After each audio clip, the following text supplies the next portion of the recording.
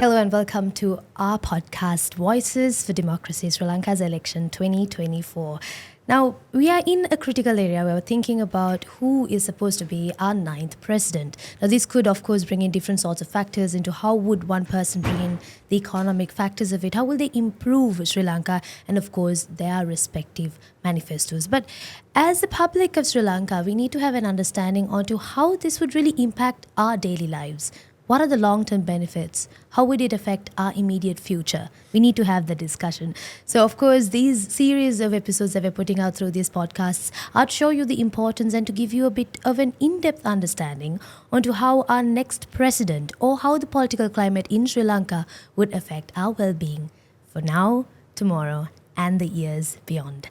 Now, today joining in our discussion, we have Professor Sirimal Abeyratne joining in on our fourth episode. Hello and welcome, Professor.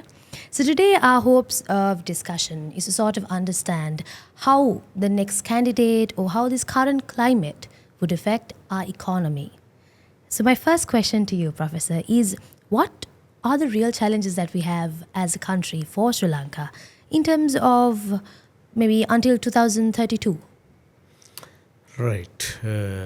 We have a challenge of continuing with our program that we have initiated during the past 2 years. Particularly, we need to achieve debt sustainability by the year 2032.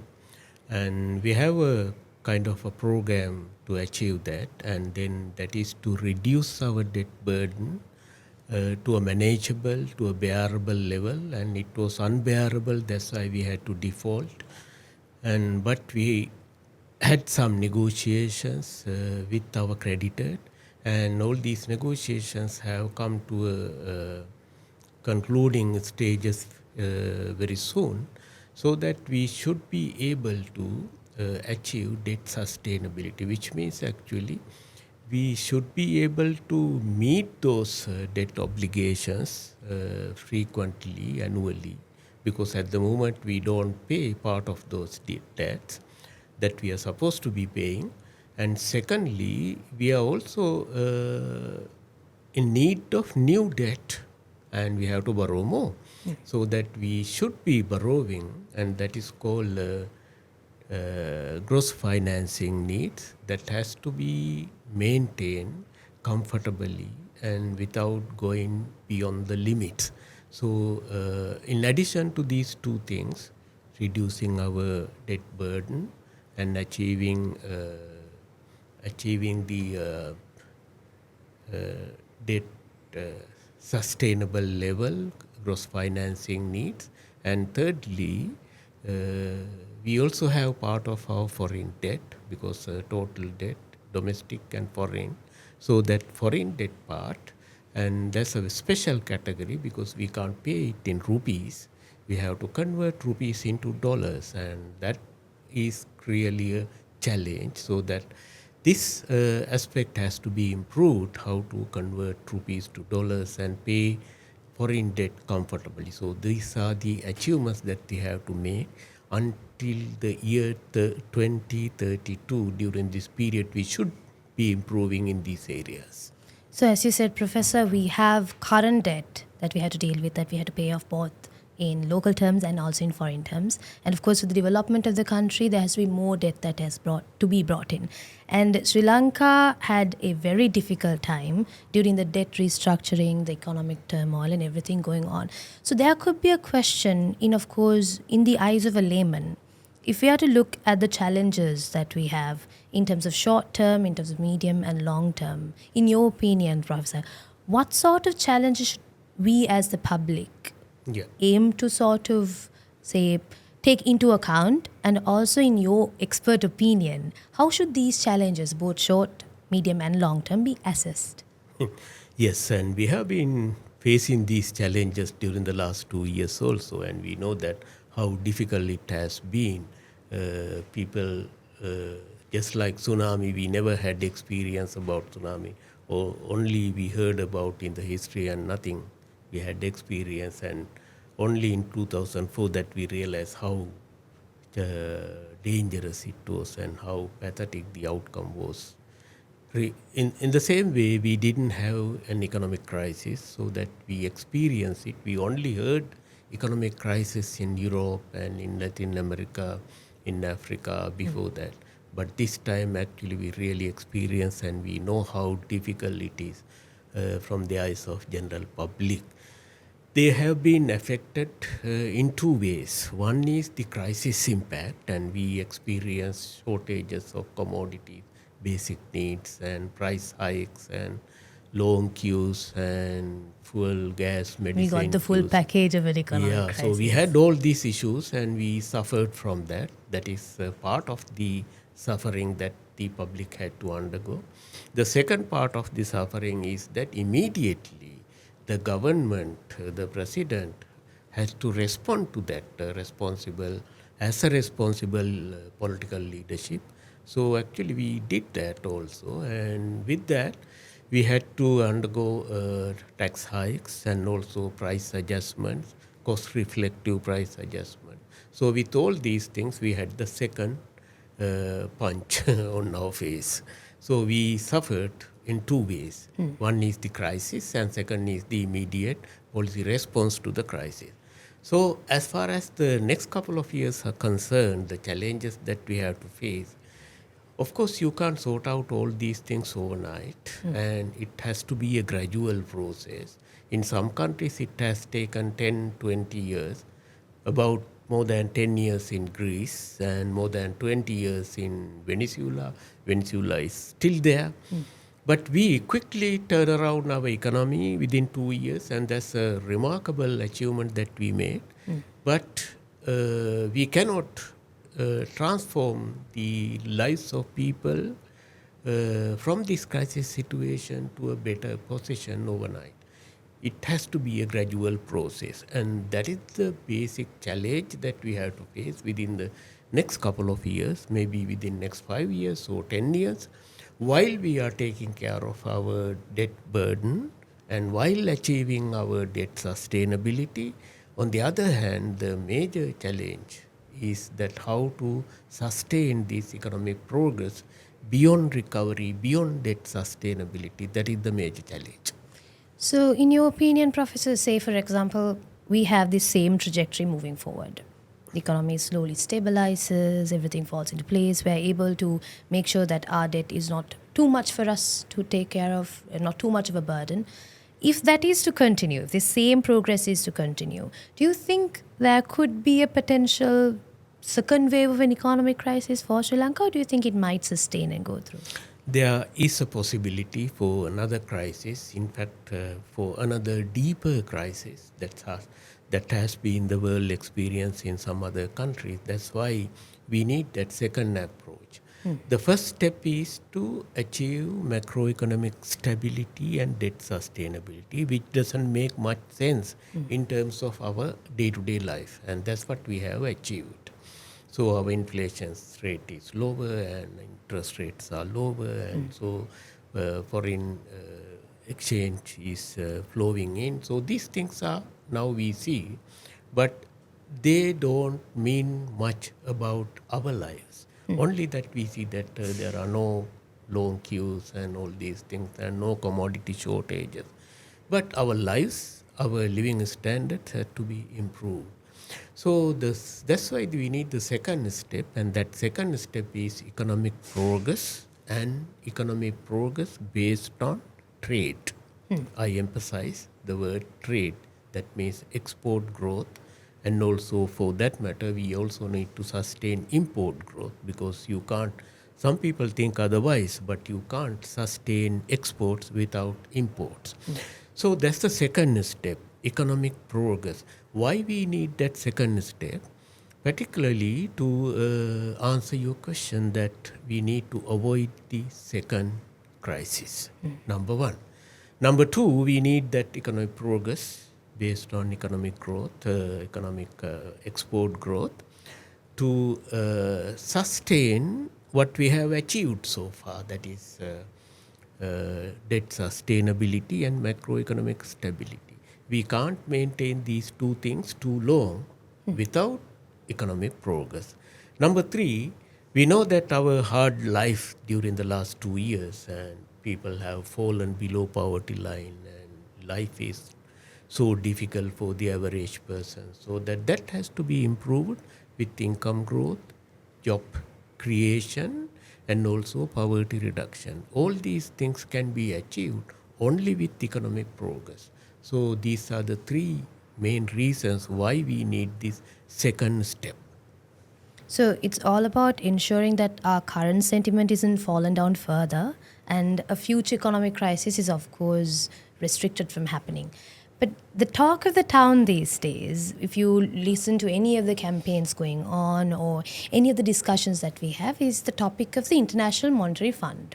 Of course, when we went through the difficult times, Yeah. the International Monetary Fund came through, we got our debt approved, and it is what has been sustaining this economic growth, or rather economic recovery. Yeah. But many people have different opinions on it. Some people say it's good, some people say it's bad, and even the presidential candidates, some say they're going to terminate it, some say they're going to go forward with it and then deal with it further.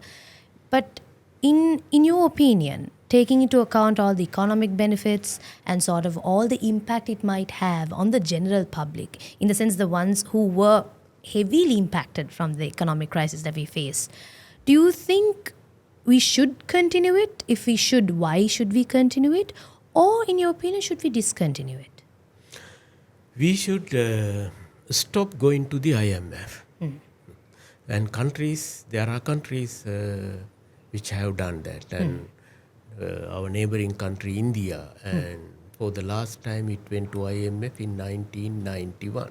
It faced an economic crisis, and to come out of the crisis, they agreed with the IMF for assistance financial package, and then through which they actually carried out their policy reforms.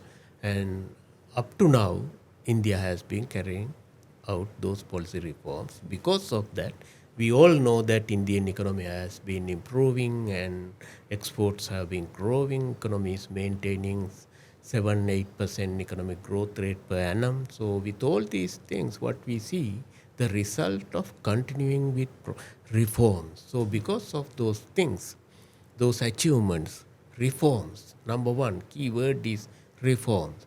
Because they continued with these reforms, they were able to stop going to the IMF again. They never went to IMF after 1991.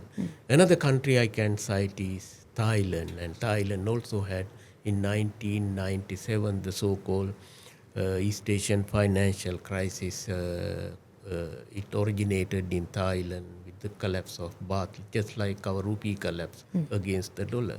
And Thailand also went to the IMF in 1997. Up to now, Thailand never went to IMF. The same way, we should also stop going to the IMF. People, of course, say that we have been there 16 times, and why should we go there again and again? Well, it is not because of any fault of the IMF. It is because of our own fault. And if we achieve those reforms continuously without changing them, without interrupting them, and we know that every time elections have affected them, when the elections are around the corner and the government wants to implement so many free handout deliveries and all these things, so they forgot the reform process. So 16, I'm not surprised if we continue to the 18th time. So how do we stop this going there? Continuing with the current reform process, without which we cannot stop going to the IMF, because it is the last resort. And there is no other country or a leader or any other organization that we need to resort to as the last help. And IMF is the last help. So that how do we stop it? By continuing with our reform program.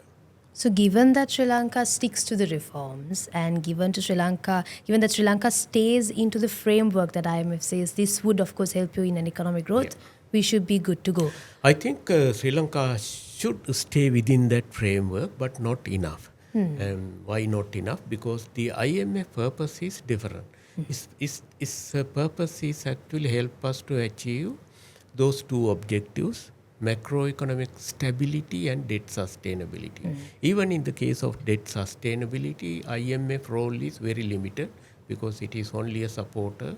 But that has to be achieved, our direct negotiations with the lenders. So anyway, these two things are the primary focus of the IMF. Anything beyond that, that is a challenging thing, but IMF program has also specified that Sri Lanka has to unlock its growth potential, which means ball is on our court. How do we unlock our growth potential? IMF sort of is like the final adrenaline boost that a company or a country gets as the last resort. Last resort, correct. But it's up to us to, of course, grow from there and after. Say, Professor, hypothetically, now your opinion is that no, Sri Lanka has sort of taken back its glory, at least going towards it, and then we must stick to that plan to, of course, get to our furthest, fullest potential. Hypothetically, Professor, say the government who comes next decides, no, look here, we're going to continue the IMF. Yeah. We're going to keep borrowing more. We're going to go through this restructuring process. We're going to stick to the framework. How would the economy of Sri Lanka look like if we are to continue with IMF? Yes, and we continue with the same program within this framework that we have agreed upon, and also there are targets, specified numbers to be achieved. So we will be achieving those things in due time. But we need to improve our people's living standards. We need to reduce poverty. We need to give decent jobs to our young population and those who are coming out of their educational the institutes. So with all these things, we need to sustain our economic progress towards the prosperity. And that is the outlook that I see. And the IMF program would obviously help this. So how does it help us? It has already helped maintaining our macroeconomic stability and achieving debt sustainability. But beyond that, it is our responsibility. And why, if we understand why we are in a crisis, because during the last 20, 30 years, if we say, we have improved the vulnerability of this economy to external shocks. So there are a couple of external shocks starting from 2019, 2020 and 2021. We have seen them. So these external shocks were common to all the other countries in the world, but only a couple of countries could not bear it up, including Sri Lanka. That means we were vulnerable to those things. And we need to improve that part, and that is the most fundamental requirement to sustain our long-term economic progress and achieving economic prosperity and becoming a rich country at least by 2048. And there's a dream like that for us. Sri Lanka should be a rich country, developed country by 2048 when we celebrate 100 years of independence. That can be done actually because countries, there are more than 20 years to go for that. And within 20 years, the countries have escaped from their poverty, from their vulnerable status and achieved prosperity and become rich countries within such a short period of time. How did they do that? If we can also do the same thing, we can achieve that. And they did it by undertaking reforms, number one, and those reforms were directed at export growth. And export growth is the most fundamental thing. Sometimes I am amazed to think that after 45 years of policy reforms, trade liberalization, we have achieved only $12 billion exports per year. Last year, $12 billion. But if you are looking at our neighboring countries, you can see they are counting their exports and annual exports in terms of hundreds of billions. Such a small country, Singapore, 500 billion, around 500 billion. More industrialized than India in terms of their manufacturing export growth. Why can't we? So that is the way out and to become a rich country within the next 10-20 years. It's quite fascinating given the fact Sri Lanka already has a lot of natural resources to give. We have our own specialties that we have homegrown. Yeah. And then we've already sort of established an export arena for ourselves, but for some reason in the past couple of years it has declined drastically That's to a right. point where whatever we have homegrown also we have been importing so far. Having a resource base is also sometimes a curse, not a blessing. It depends on how you make use of it. Now, Venezuela, about 20 years in crisis, but largest oil deposits in the world are in Venezuela. And if you look at the continental wise, and the richest region in the world is Africa, as well as the poorest. So, which means actually resource base, it can be a blessing as well as it can be a curse. Now, if you look at countries like Japan or Singapore, they don't have any resource base as such. So, it is not a matter of having resources.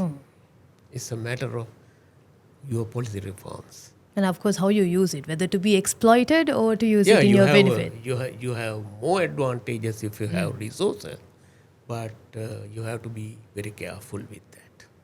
There was an interesting point that you brought forward, Professor, in terms of these external shocks and how it impacted the country. Now, these external shocks people have seen before in different countries, other economies have gone through them. We've seen it all. Yes. Like whoever who's running our country would have seen it all. Do you think Sri Lanka as a country, do you think we were not equipped to handle these external factors? So far, not. External factors we can see now. COVID pandemic was an external factor which affected all over the world, but many countries were able to stand against it. It was a challenge for everybody, but many countries could stand against it on their foot. But Sri Lanka could not do that. In addition to that, and there may be other external shocks like oil price hikes and other countries, the wars, and even internally, there can be many like the tax cuts and all these policy shocks also we had, fertilizer issue. So any of these things could have been managed if we had achieved that strength. So external shocks are unpredictable. Even within the next couple of years, there could be external shocks.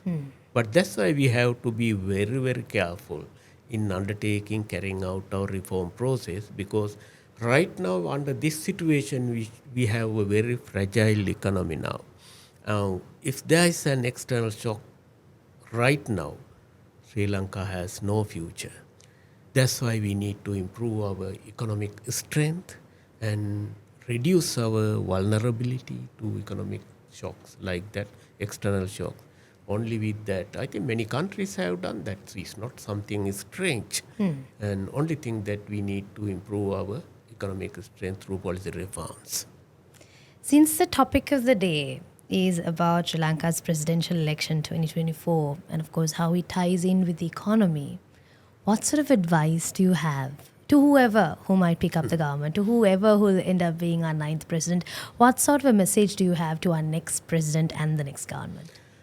Well, what we have seen is during this election campaign is very pathetic, and so sometimes I feel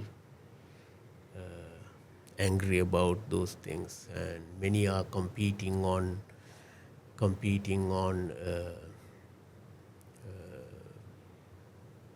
auctioning unavailable resources, and so that means actually we will be improving our vulnerability more and more.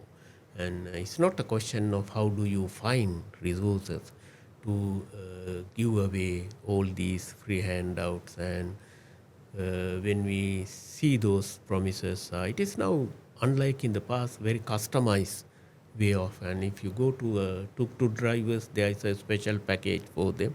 If you go to fishermen, there is a special package for them. If you are looking at teachers or school children, there is another package for them. If you are looking at paddy farmers, there is another package for. How do you finance all these things? But that is not the question. The question is, are we improving our strength of the economy, our reducing our vulnerability to external shocks? So these are the questions that we need to ask. I think whoever the president who comes to power at the next election, the primary concern has to be that continue with our reform program and improve our economic strength and only with that we will sustain our progress and prosperity within the next, not within the next 5 years, but within the next 10, 20 years. I think it's all about whoever comes next, being able to maintain what we have achieved so far and sort of help our country bounce back, ensuring that the public is safer hands. I think that concludes our discussion for today. Thank you so much, Professor Sirimal Abeyratne. Thank you for the invite. Thank you so much for coming in. I think we went into discussions or points where people might have different sorts of opinions, but to get the correct opinion from you was quite valuable. So thank you so much, Professor, for joining in. And for everyone tuning in, thank you so much for joining in, and we hope that you would have had a little bit more of an understanding as to what sort of factors should you as a voter consider when making that extremely important decision very soon. And I hope this discussion sort of cleared out what you should expect from our next president and our next government. So thank you so much for joining with us for this episode of Voices for Democracy, Sri Lanka's presidential election 2024. And we'll see you with the next one.